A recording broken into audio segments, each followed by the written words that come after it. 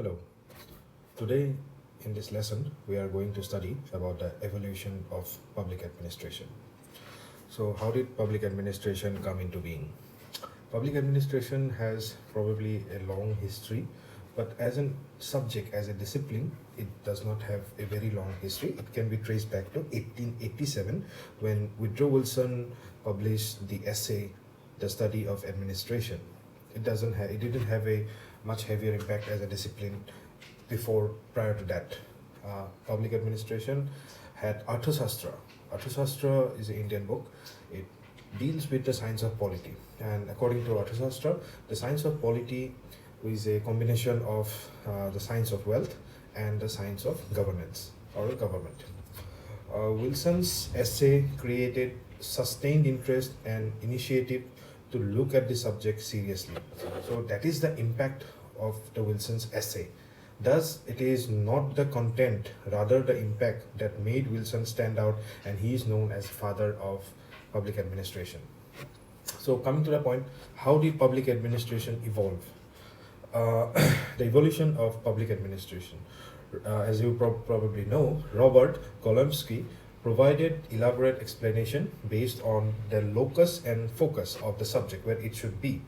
There are certain periods divided by him. The period are the first period, politics administration dichotomy. Politics is the special province of the statesman, administration that of technical officer. We have already said it. Politics has to do with the expression of goodwill of the state. Administration, on the other hand, to do with the execution of those policies. This is the first period. The politics administration dichotomy. That politics and administration is different from each other, and we have already spoken about this. The second period, the period two, search for universal principles. There was a tendency to evolve a value-free science of management where values didn't play important role while taking decisions about management. This stage believed that science of administration be replaced by the rule of thumb and politics administration dichotomy. The difference between the first phase and the period 1 and period 2, you can see, is that the first phase is governed, it was more theoretical and argument based, while the second period here, the search for universal principle, the second phase is based on scientism and it was more practical than the first phase. So this is the first two periods. The third period is known as the humanistic challenge. Hawthorne experiment, it was a very popular experiment. We will study about it later. This Hawthorne experiment, it pioneered the movement called the human relation approach. The human relation approach marked the third stage of this period. This is the time when things started to change. It brought limitation of the machine concept. Earlier you can see in the first and the second period, nowhere we have talked about the people side of things. There is no distinction about people. Everything was very much mechanized. So this period, the human relation approach period, it brought limitations to the machine concept by drawing attention to social and psychological factors of work situation. It also brought forward importance of the human side of the enterprise. This is the most different concept or most different thinking approach of this period, that it brought forward the importance of human side of enterprise, that an enterprise is not just processes and machinery. Another important factor of the enterprise is also the human side. So this is the peculiar thing of this period, and everything started with the Hawthorne experiment. Okay, moving forward, the fourth period. This is a period of turbulence. The fourth period, there was a focus on interdisciplinary studies. There were two important scientists in this period. They are Herbert Simon and Robert Dahl.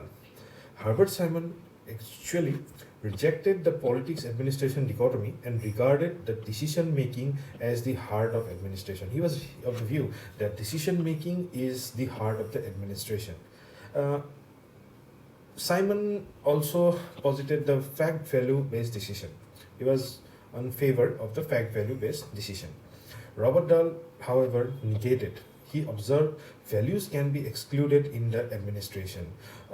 This is where these two scientists contradict. Simon was of the view that fact-value-based decision, and Robert Dahl observed that values can be excluded completely in the administration.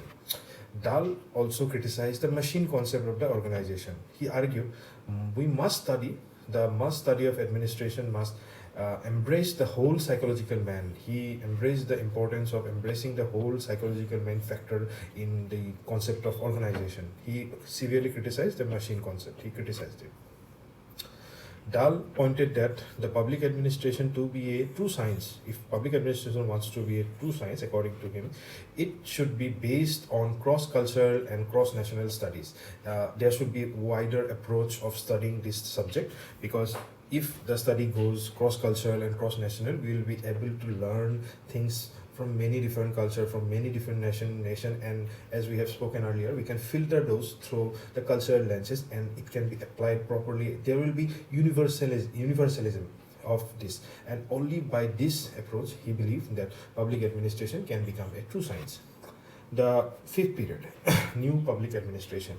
We can also refer to it as the Minobrook 1. Minobrook is a name of a place where three important conferences have taken places. We'll study about them in details later on. There are three Minobrooks separated by 20 years. What happened at Minobrook? It was a conference of young scientists that gathered together at Minobrook in the year of 1968, and it was presided by Dwight Waldo, and it reviewed the relevance of study and practice in terms of rapidly changing environment posing problems before the government. So what it did was it tried to review the relevance of the study and practice in terms of rapid changing environment that pose problems before the government. The period 6, it was a period of paradigm shift. Paradigms started to shift. There was NRP, New Right Philosophy. It advocated for small state and marketization. New Public Management, NPM. It was a practical approach of the NRP. So what is NPM? Is an approach that seeks to build an administration by implementing flexibility, transparency, minimum government, debureaucratization, decentralization, and market orientation of public services and privatization. So this is a time we can say as the period of LPG. This is the brainchild of LPG. This is the period where things started to change, paradigms started to change, the states start rolling back. This is the period of paradigm change. Nicholas Henry also, these are the six periods described by the Golomsky, who said these are the phases through which the public administration has evolved. So newly, Nicholas Henry, the paradigms of Nicholas Henry. Nicholas Henry borrowed 5 paradigms from Golomsky. He also based the study on locus and focus. What is locus? Locus is where is of the field, and focus is what of the field. What do you need to focus in the field, and locus is where you need to focus on the field. These are the two approaches. The first paradigm is obviously the public politics administration dichotomy, and we have discussed it enough number of times. We will not go into details. Paradigm 2, there was a principles of administration. This period saw a flowering period of public administration, both professionally and academically. This is the period when public administration reached the zenith of reputation. This phase didn't distinguish between the public and private sector. The negative part of this phase was that publicness of the public administration was lost, because this phase didn't distinguish between the public and private sectors. Everything was almost equal, and this phase believed that administration is ultimately administration. Then there was paradigm 3, which states that public administration as political science. The stage of principles of administration, we moved to the period when public administration became a part of political science, or rather we can say that political science tried to take public administration under its wing. So what happened here?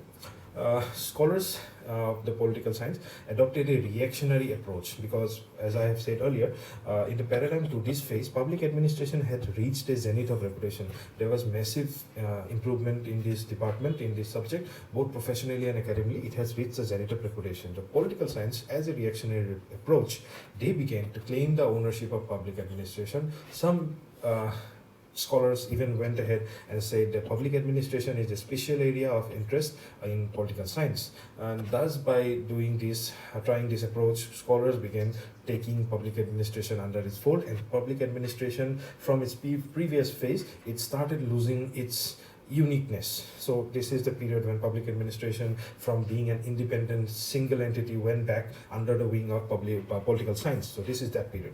After this period came the period when public administration separated itself from political science and moved into management. This is a very important phase for public administration, because in this stage the management as a subject had huge impact on public administration, and it was very positive improvement. Management made public administration wary of two things.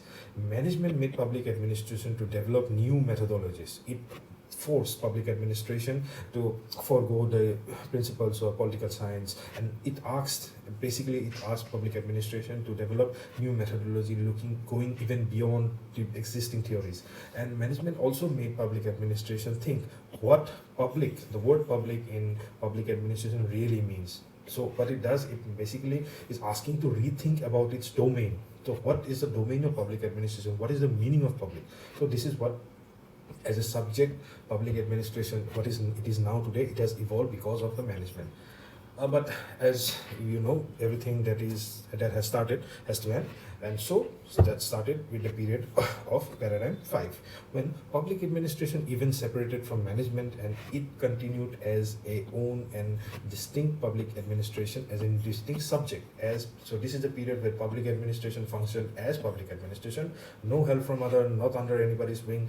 This is a period of independence for public administration. In this period, public administration claimed that it is different from management, because management deals with tools and techniques with the profit motives.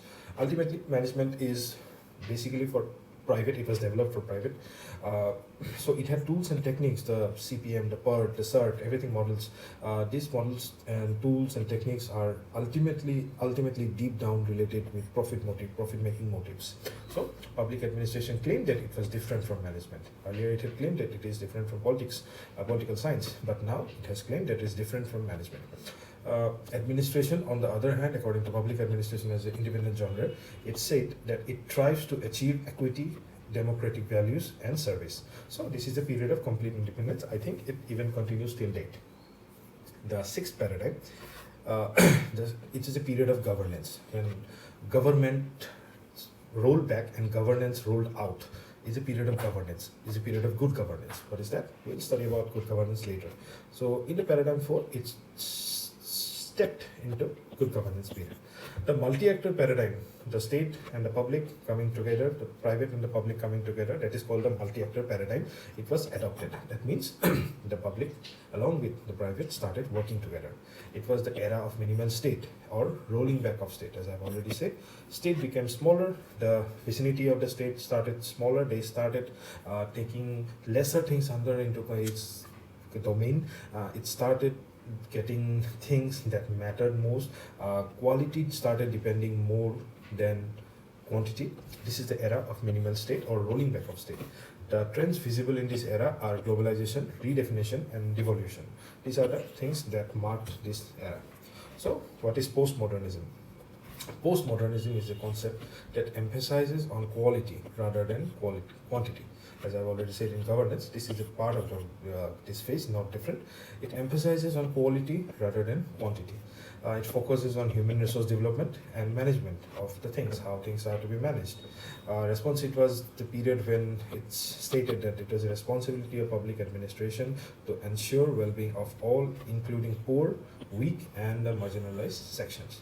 So this is everything accordingly that has started and reached a period where public administration has evolved how it is today, and these are the few stages via which the public administration has evolved. So I hope this lesson was helpful to you, and if you like it, please show some love.